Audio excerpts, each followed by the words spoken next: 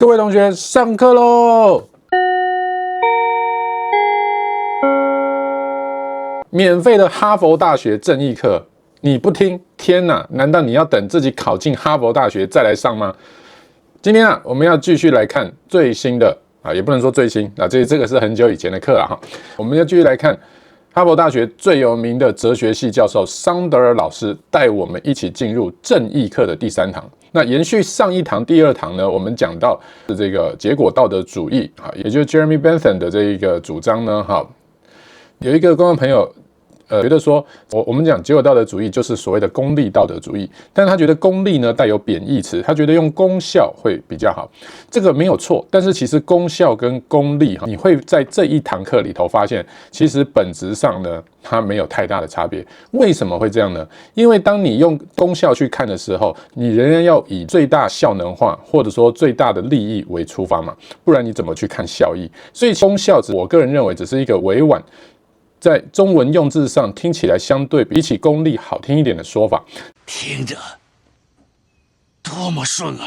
那我们在这一堂课就会清楚的去看到，事实上用功效的眼光来看待道德的事情，这个其实在我们社会许多方方面面上都可以看见。可是这里面就要让我们值得深思的是，这些情况真的是对的吗？你又怎么看呢？那无论怎么说，就让我们好好一起来上第3课，后面再来做一些我个人的讲评。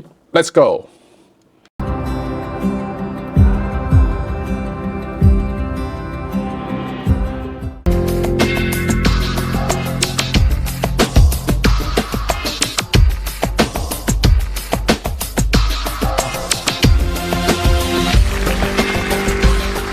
Last time, we argued about the case of the Queen versus Dudley and Stevens, the lifeboat case, the case of cannibalism at sea, and with the arguments about the lifeboat in mind, the arguments for and against what Dudley and Stevens did in mind, let's turn back to the philosophy, the utilitarian philosophy of Jeremy Bentham. Bentham was born in England in 1748. At the age of 12, he went to Oxford. At 15, he went to law school. He was admitted to the bar at age 19, but he never practiced law. Instead, he devoted his life to jurisprudence and moral philosophy. Last time, we began to consider Bentham's version of utilitarianism. The main idea is simply stated, and it's this: the highest principle of morality, whether personal or political morality, is to maximize the general welfare, or the collective happiness, or the overall balance of pleasure over pain. In a phrase, maximize utility. Bentham arrives at this principle by the following line of reasoning. We're all governed by pain and pleasure. They are our sovereign masters, and so any moral system has to take account of them. How best to take account? By maximizing. And this leads to the principle of the greatest good for the greatest number. What exactly should we maximize? Bentham tells us happiness, or more precisely, utility. Maximizing utility is a principle not only for individuals, but also for communities and for legislators. What, after all, is a community? Bentham asks. It's the sum of the individuals who comprise it. And that's why, in deciding the best policy, in deciding what the law should be, in deciding what's just, citizens and legislators should ask themselves the question: if we add up all of the benefits of this policy and subtract all of the costs, the right thing to do is the one that maximizes the balance of happiness over suffering. That's what it means to maximize utility. Now, today, I want to see whether you agree or disagree with it. And it often goes, this utilitarian logic, under the name of cost-benefit analysis, which is used by companies and by governments all the time. And what it involves is placing a value, usually a dollar value, to stand for utility, on the costs and the benefits of various proposals. Recently in the Czech Republic, there was a proposal to increase the excise tax on smoking. Philip Morris, the tobacco company, does huge business in the Czech Republic. They commissioned a study, a cost-benefit analysis of smoking in the Czech Republic. And what their cost-benefit analysis found was the government gains by having Czech citizens smoke. Now, how do they gain? It's true that there are negative effects to the public finance of the Czech government because there are increased healthcare costs for people who develop smoking-related diseases. On the other hand, there were positive effects, and those were added up on the other side of the ledger.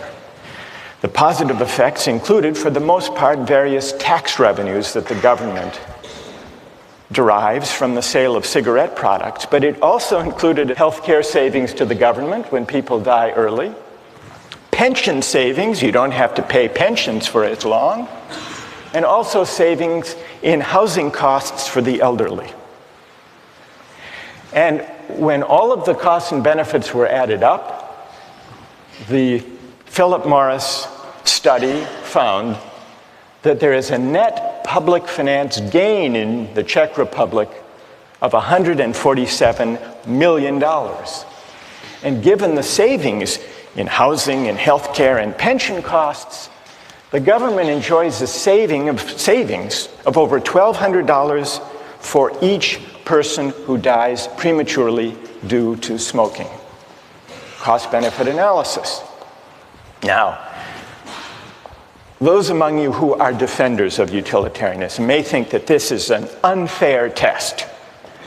Philip Morris was pilloried in the press, and they issued an apology for this heartless calculation. You may say that what's missing here is something that the utilitarian can easily incorporate, namely, the value to the person and to the families of those who die from lung cancer. What about the value of life? Some cost-benefit analyses incorporate a measure for the value of life. One of the most famous of these involved the Ford Pinto case. Did any of you read about that? This was back in the 1970s. Do you remember what the Ford Pinto was, a kind of car? Anybody? It was a small car, a subcompact car, very popular. But it had one problem, which is the fuel tank was at the back of the car, and in rear collisions, the fuel tank exploded. And some people were killed, and some severely injured. Victims of these injuries took Ford to court to sue. And in the court case, it turned out that Ford had long since known about the vulnerable fuel tank and had done a cost-benefit analysis to determine whether it would be worth it to put in a special shield that would protect the fuel tank and prevent it from exploding. They did a cost-benefit analysis. The cost per part to increase the safety of the Pinto, they calculated at $11 per part. And this was the cost-benefit analysis that emerged in the trial. $11 per part at 12.5 million cars and trucks came to a total cost of $137 million to improve the safety. But then they calculated the benefits of spending all this money on a safer car, and they counted 180 deaths, and they assigned a dollar value, $200,000 per death. 180 injuries, 67,000. And then the cost to repair, the replacement cost for 2,000 vehicles that would be destroyed without the safety device, $700 per vehicle. So the benefits turned out to be only $49.5 million, and so they didn't install the device. Needless to say, when this memo of the Ford Motor Company's cost-benefit analysis came out in the trial, it appalled the jurors who awarded a huge settlement. Is this a counterexample to the utilitarian idea of calculating? Because Ford included a measure of the value of life. Now, who here wants to defend cost-benefit analysis from this apparent counterexample? Who has a defense? Or do you think this completely destroys the whole utilitarian calculus? Yes. Okay, well, I think that, once again, they've made the same mistake the previous case did, that they assigned a dollar value to human life, and once again, they failed to take account things like suffering and emotional losses by the families. I mean, families lost earnings, but they also lost a loved one, and that is more valued than $200,000. Right, and wait, that's good. What's your name? Julia Roto. So if 200,000, Julie, is too low a figure because it doesn't include the loss of a loved one and the loss of those years of life, what do you think would be a more accurate number? I don't believe I could give a number. I think that this sort of analysis shouldn't be applied to issues of human life. I think it can't be used monetarily. So they didn't just put too low a number, Julie says. They were wrong to try to put any number at all. All right, let's hear someone who... You have to adjust for inflation.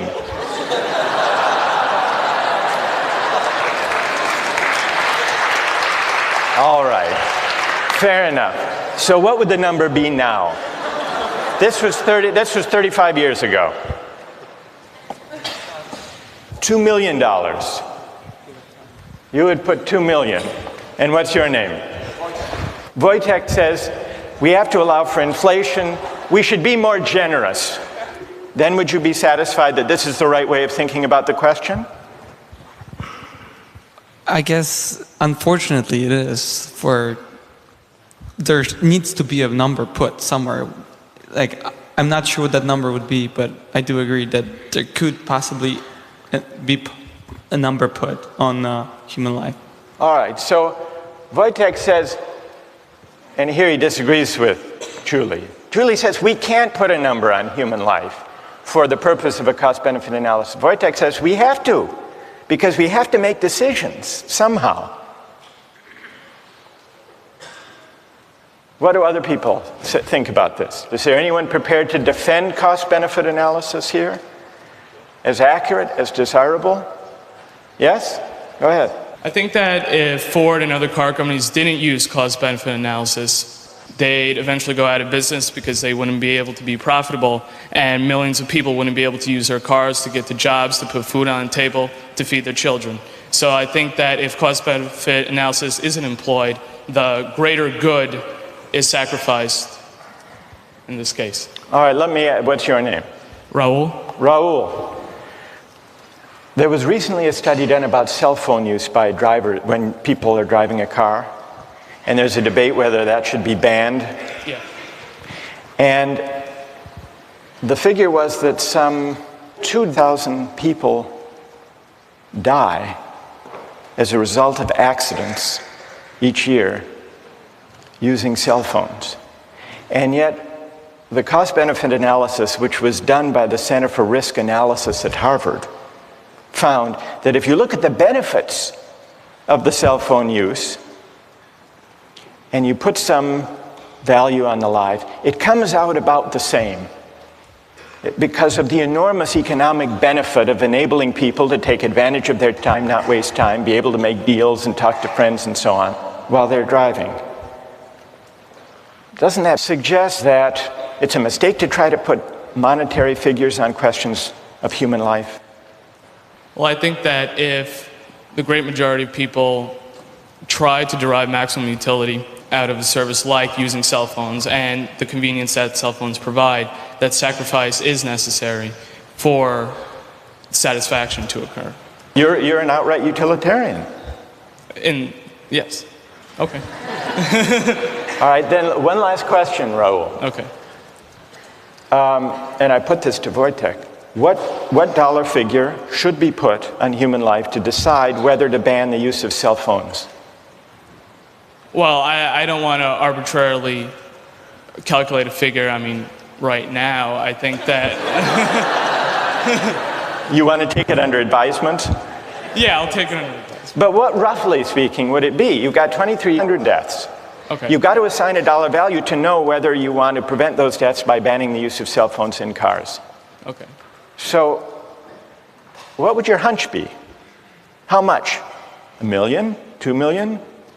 2 million was Wojtek's figure. Yeah. Is that about right? Maybe 1 million. 1 million? Yeah. You know, that's good. Thank you. Okay. So these are some of the controversies that arise these days from cost-benefit analysis, especially those that involve placing a dollar value on everything to be added up.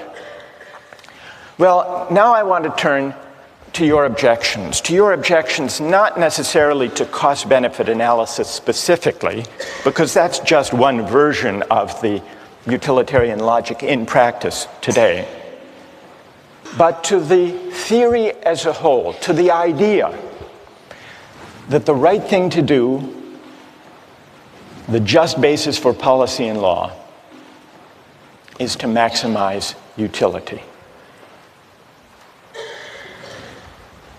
How many disagree with the utilitarian approach to law and to the common good? How many agree with it? So more agree than disagree. So let's hear from the critics. Yes? My main issue with it is that I feel like you can't say that just because someone's in the minority, what they want and need is less valuable than someone who's in the majority. So I guess I have an issue with the idea that the greatest good for the greatest number is okay, because there's still, what about the people who are in the lesser number? Like, it's not fair to them. They didn't have any say in where they wanted to be. All right, that's an interesting objection. You're worried about the effect on the minority. Yes. What's your name, by the way? Anna. Who has an answer to Anna's worry about the effect on the minority? What do you say to Anna? She said that the minorities value less. I don't think that's the case, because individually the minority's value is just the same as the individual of the majority. It's just that the numbers outweigh the minority. And I mean, at a certain point you have to make a decision, and I'm sorry for the minority, but sometimes it's for the general, for the greater good. For the greater good. Anna, what do you say? What's your name? Yangda. What do you say to Yangda? Yangda says you just have to add up people's preferences, and those in the minority do have their preferences weighed.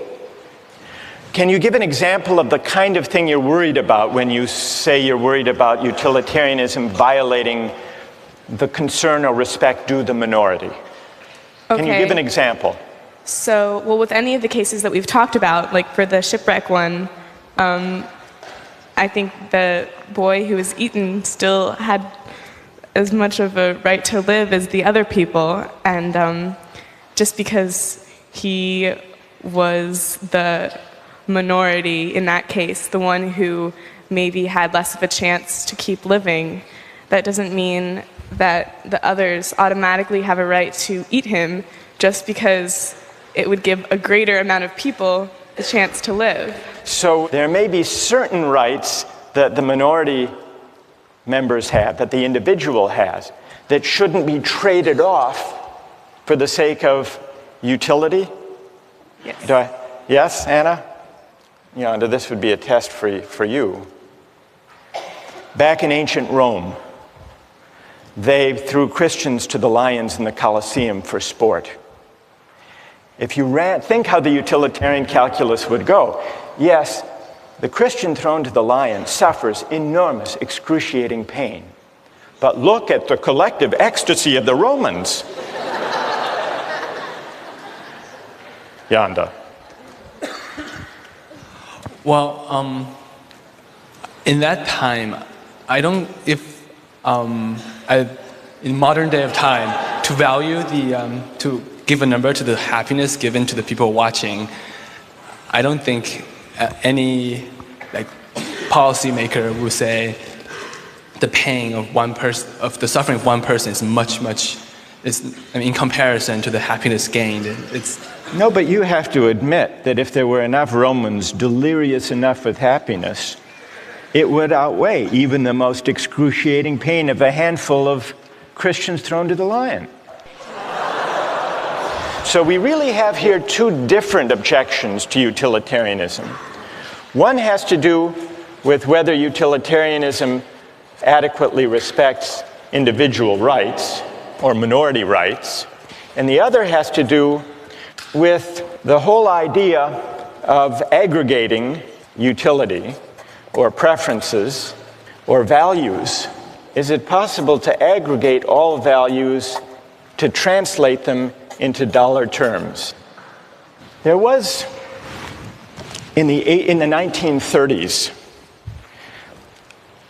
a psychologist who tried to address this second question. He tried to prove what utilitarianism assumes, that it is possible to translate all goods, all values, all human concerns into a single uniform measure. And he did this by conducting a survey of young recipients of relief. This was in the 1930s. And he gave them a list of unpleasant experiences. And he asked them, how much would you have to be paid to undergo the following experiences? And he kept track. For example, how much would you have to be paid to have one upper front tooth pulled out? Or how much would you have to be paid to have one little toe cut off? Or to eat a live earthworm 6 inches long? Or to live the rest of your life on a farm in Kansas? Or to choke a stray cat to death with your bare hands? Now, what do you suppose was the most expensive item on that list? Kansas?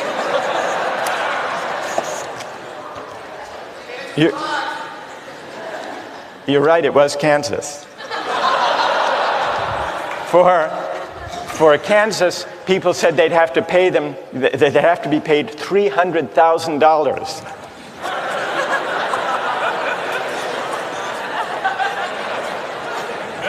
What do you think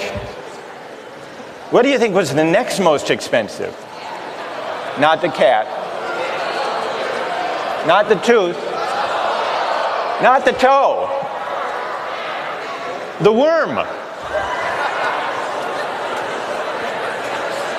People said you'd have to pay them $100,000 to eat the worm.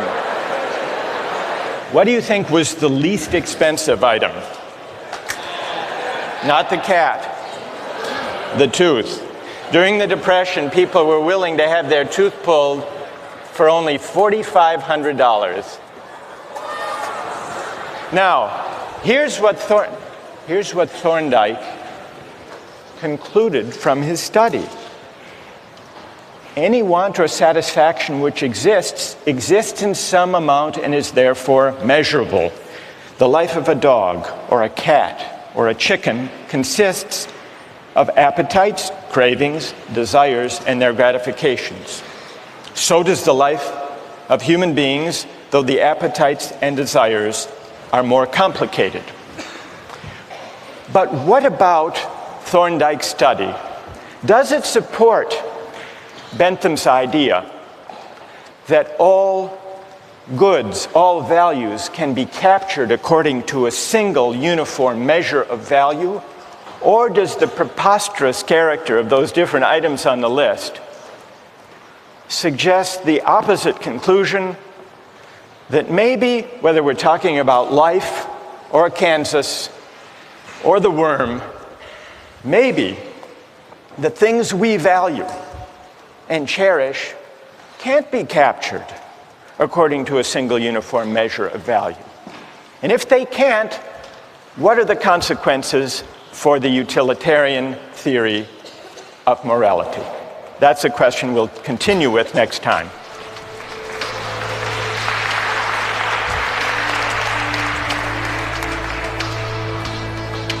好，桑德尔教授这一堂课，哇，真的可以说啊，让我们的头啊又更大了哦。有的观众朋友很可爱哈，这个看完前面1、2课啊，真的觉得哇，太多可以思考的地方了。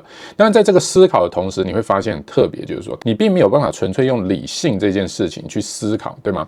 因为你同时在用你的理性去评估你的感性是否经得起推敲，你仍然在尝试的加入自己个人的感情经验，或者说你过去的人生经验，去评估说，我这样子的想法或感受，我是不是能够把它更清楚的用理性逻辑去解释清楚？其实这就是我一直想要跟大家分享的。我们真的在相信一件事情，我们的 belief 跟 trust 的最大分别就是说 ，belief 只是我理性上我知道这个逻辑是对的，那我就相信它，这是 belief。但是在 trust 上，就是说我依靠它，我相信它，而且我认为它不光是对的，它是我人生指引的准则的。我认为是不可能单单用理性的角度去看待的。理性当中你会相信很多事情，可是你要真的活出来，你不一定活得出来。为什么？因为你碰到这个状况的时候，我觉得跟我的感性是纠缠的，是相冲突、相矛盾。所以这也是为什么绝对道德主义的康德认为人的理性是有边界的。好，那这一堂课其实就会发现到说，如果你用功利主义，或者说好，我们讲功效主义也好了，结果道德主义去看的话呢，那就会有一个问题，就是生命可以被定价吗？如果生命可以被定价的话，那很多企业，像我们刚刚看到的这福特汽车，它可以用生命的赔偿金额的角度去推断，对企业而言，这个值不值得去做？好，用生命去定价的时候，烟草公司他会认为说，其实贩售烟草对国家整个的经济效益其实是最好的。其实这有没有一点像有一些这个支持堕胎的同学的理论呢？啊，我常常看到很多的留言都会讲到说，堕胎对于社会成本的好处是极大的。说生了一大堆，时候我又弃婴，我不养，造成国家社会一大堆的负担的问题的时候，那还不如允许他堕胎啊。反而呢，经济体来讲的话，相对的更健康，不会造成一大堆，甚至包含的照顾一个孩子所需的花费嘛。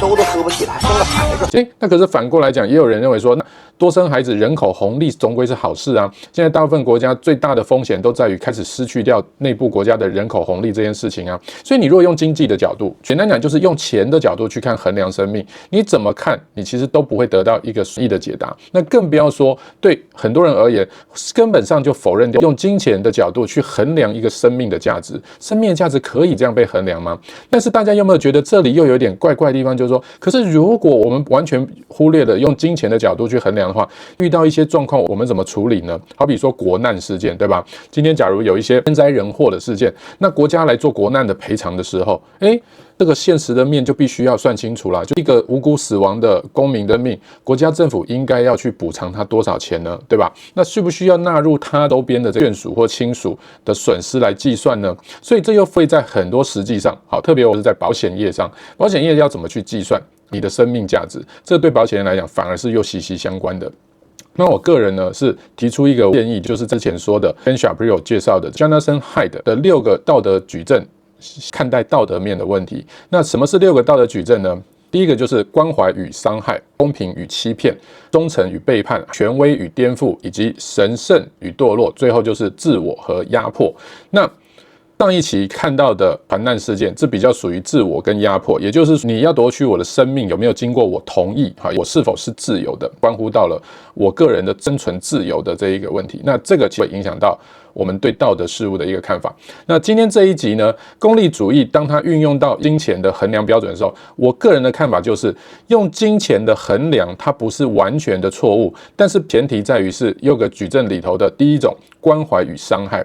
意思就是说，我用金钱去衡量的出于的动机是为了达到关怀，好比说国难，国家政府的一个赔偿，那个是因为不得已，政府只能够用金钱的方式来代偿一下无辜受难者家属痛苦的心理，这个是属于一种关怀的角度，而不是说冷的说认为你的亲人的生命的价值就只值这些钱。好，如果这里面是用关怀跟伤害化，烟草公这样计算方式是不对的，因为它不是带着关怀的角度去计算一个生命，它是用自身利益的角度去算我们可不可以允许这些生命被伤害。如果人抽烟虽然减少了他的寿命，虽然大幅的影响到他健康，但是只要算起来这个成本效应是更优的，那么人的健康就可以被牺牲，人的寿命就可以漠视被减少。那这个我认为就是出于伤害的角度，好，这不是出于关怀生命的角度。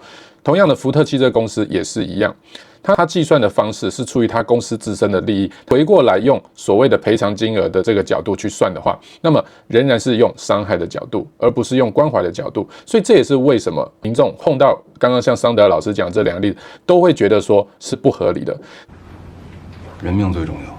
但是我个人的看法就是，站在关怀的角度，用金钱去衡量的话，那个仍然是衡量不出完美的答案的。我们只能说，我们是不得已这种金钱做代偿，所谓的补偿心理，减少你失去的痛苦。好，但是那个的目的不是为了要去跟你亲人的生命画上等号。这一集非常非常的有意思。那当然，如果你认为在这堂课里头，你可以表现出更理想、更完美，或者说更符合你觉得对于大家的共同的幸福感或利益是有帮助的话，我都很欢迎你多补充你的个人看法在下面，让我知道。OK， 很高兴我们又结束第3堂啦，老样子，好不好？如果希望我做得快一点，有关于正义课呢，那请多多在下方按赞，并且留言告诉我你期待看到第4堂课。我们这边就是超级神队友，我们就下部影片再见啦，拜拜。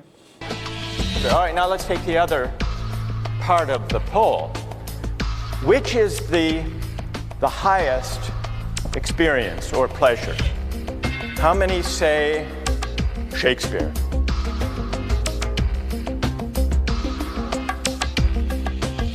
How many say Fear Factor? No, you can't be serious. Really? Yes, we know the cornerstone